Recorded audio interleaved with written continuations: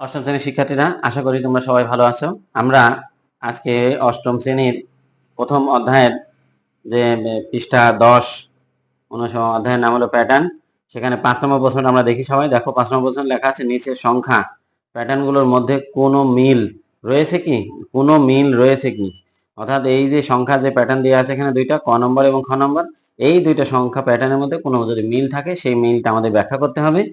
এছাড়া আবারও কি বলছে, প্রতিটি তালিকার পরবর্তী সংখ্যা নির্ণয় করো। তাহলে আমরা গত ক্লাসে আমরা দেখছিলাম যে এই ক নম্বরটা, আমরা আজকে দেখব এই খ নম্বরটা কিভাবে সমাধান করতে হবে। তাহলে আমরা প্রথমে দেখবো যে দেওয়া আছে এই যে যেখানে যে তালিকাটা দেওয়া আছে বা প্যাটার্নটা দেওয়া আছে আমরা সেটা লিখে নিয়েছি 4 4 5 6, এই যে 4 4 5 6 8 11, 4 4 5 6 8 11 আমরা এটা তুলে নিলাম।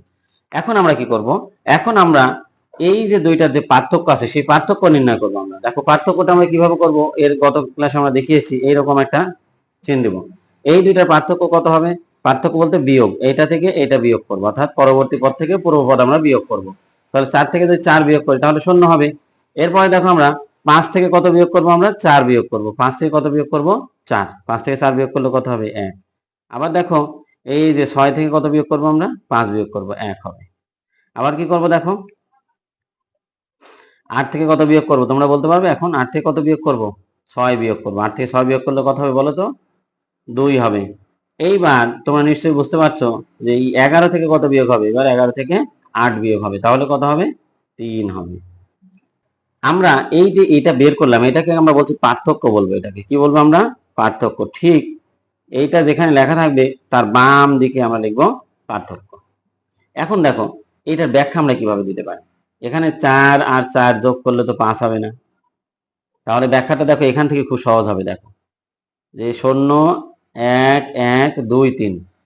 এখন দেখো সব জোড় সংখ্যাও না, সব বিজোড় সংখ্যাও না। তাহলে আমরা কি বলতে পারি দেখো তো, তোমরা কিছু বুঝতে পারো কিনা? তাহলে আমরা এখানে এইভাবে লিখবো যে এখানে পাশাপাশি তালিকাটির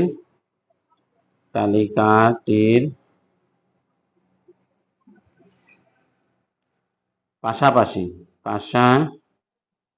তাহলে আমরা কি লিখবো দেখো, তালিকাটির পাশাপাশি দুইটি সংখ্যার পার্থক্য থেকে দেখা যাচ্ছে যে, তাহলে পাশাপাশি দুইটি সংখ্যার যে পার্থক্য, সেই পার্থক্যগুলো থেকে দেখা যাচ্ছে যে কি দেখতে পাচ্ছি আমরা?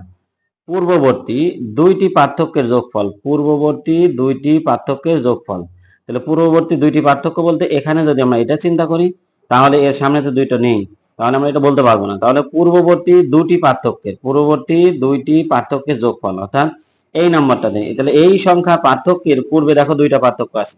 আবার যদি এইটা চিন্তা করি আমরা, তাহলে 2 এর সামনে দুইটা পার্থক্য আছে। আমরা যদি 3 ধরি তাহলে 3 এর সামনে দুইটা পার্থক্য আছে। তাহলে পার্থক্যগুলো কিভাবে বৃদ্ধি পাচ্ছে দেখো, যে পূর্ববর্তী দুইটি সংখ্যার এই দুইটা যদি আমরা যোগ করি কত হবে? 0 এবং 1 যোগ করলে কত হয়? 1 হয়। 1 আর 1 যোগ করলে কত হবে? 2 হবে। 1 আর 1 যোগ, এই দুইটা যোগ করলে 2 হবে। আবার দেখো 2 আর 1 যোগ করলে কত হবে? 3 হবে।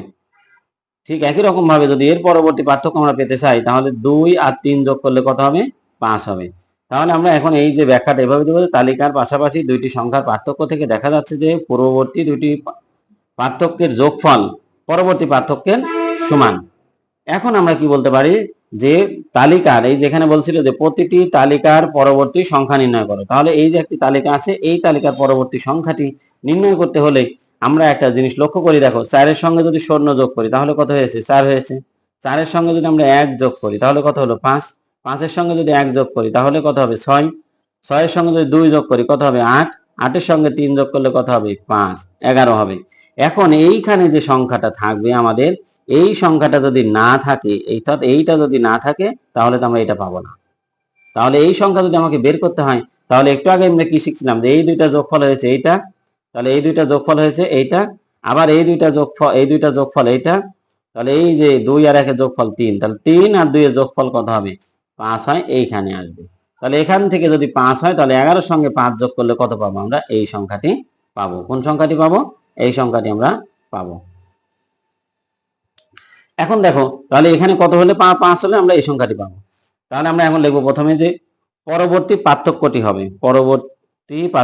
হবে, অথবা আমরা লিখবো যে তালিকাটির